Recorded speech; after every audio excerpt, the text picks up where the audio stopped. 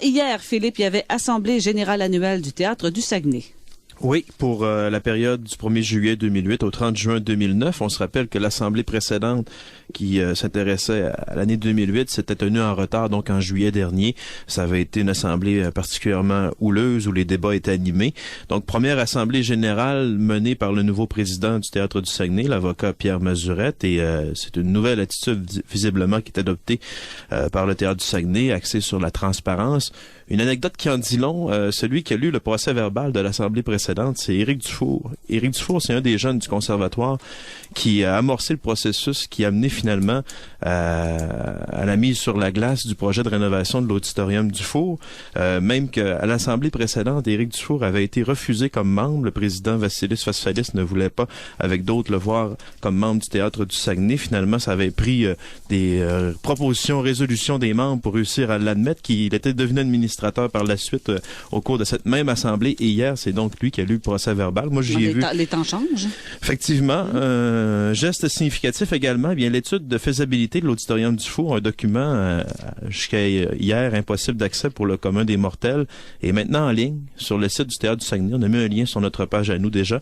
L'étude de Go Multimédia s'y trouve également à ses côtés. On s'est même engagé à mettre en ligne tous les documents pertinents à la réflexion. L'étude comparative commandée à Samson-Belair de loi de Tétouche, et aussi des documents, si on a les droits de les mettre en ligne, comme des études faites par les maîtres d'œuvre en 2004, si ma mémoire est bonne, où on projetait une nouvelle construction à 16 millions de dollars. Il y a eu une autre étude également faite par la firme Gagné et Associés qui parlait d'un projet similaire de construction neuve à 20 millions de dollars. Si on a le droit de le faire, on va les mettre en ligne sur le site du Théâtre du Saguenay, histoire de favoriser la réflexion.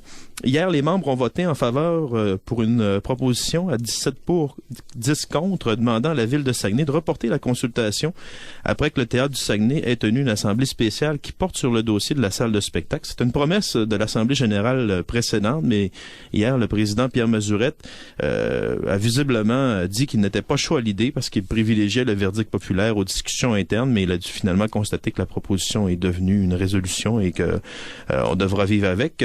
Et il évoque surtout le fait qu'au lendemain de la consultation, bien, il ne veut pas avoir à supporter un projet qu'il aurait avant avoué être contre.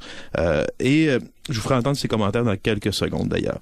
Hier, le ton était cordial, les échanges respectueux. Vraiment, ça tranchait avec ce qu'on a connu précédemment. On nous a présenté aussi les états financiers. La vente du cabaret urbain Opéra, bien, à un acheteur qui est toujours anonyme, ça a laissé un déficit à éponger de 125 000 $. La situation financière a été qualifiée de fragile par le vérificateur Albert Lemieux. Et pour redresser la situation, on parlait hier d'actions vigoureuses qui seront prises dans un proche avenir. Mais il faut quand même tempérer. Je me rappelle, il y a quelques années, le déficit était de, je pense, plus de 300 000 $ et on a réussi finalement à l'éponger. L'aventure de l'Opéra, oui, ça laisse un déficit, mais aussi une salle maintenant qu'on peut utiliser de façon privilégiée. Donc, hier, il y a aussi une nouvelle administratrice, Marie-Josée Paradis, qui est devenue, qui a comblé le poste vacant.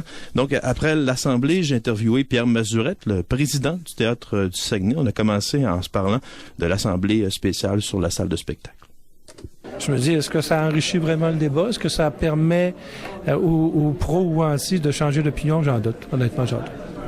C'était soulevé la notion que vous avez le fait que vous avez des membres morts.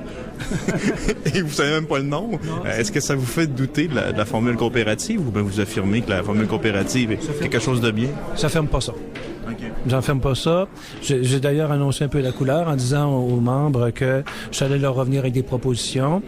C'est un véhicule, c'est un véhicule qui était très populaire dans les années 60-70. Hein? Il y avait des coopératives, surtout des coopératives d'habitation, coopératives de marché d'alimentation et tout ça. Bon, c'est une formule qui est moins courue maintenant, qui est moins suivie,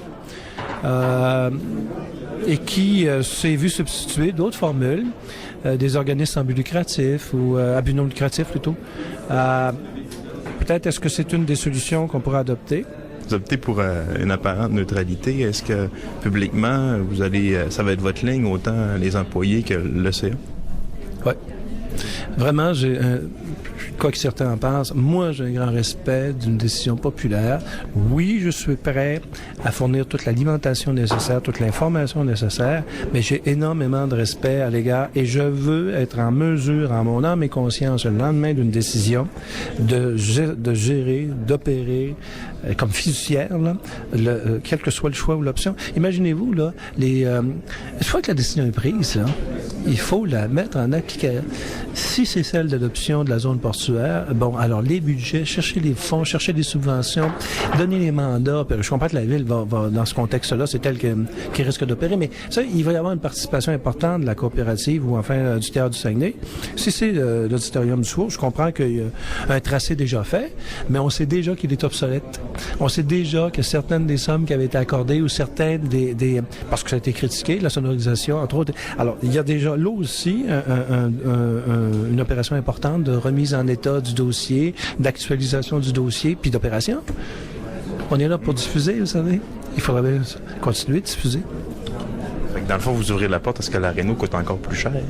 Moi, c'est possible. Si c'est le cas, mais je veux pouvoir, puis le conseil d'administration est unanime avec moi là-dedans, on veut pouvoir être les gestionnaires, les administrateurs, donc les fiduciaires d'une décision qu'on mettra en application par la suite. Le nouveau président du Théâtre du Saguenay, Pierre Mazurette. Donc hier, c'était l'Assemblée générale annuelle de l'organisation.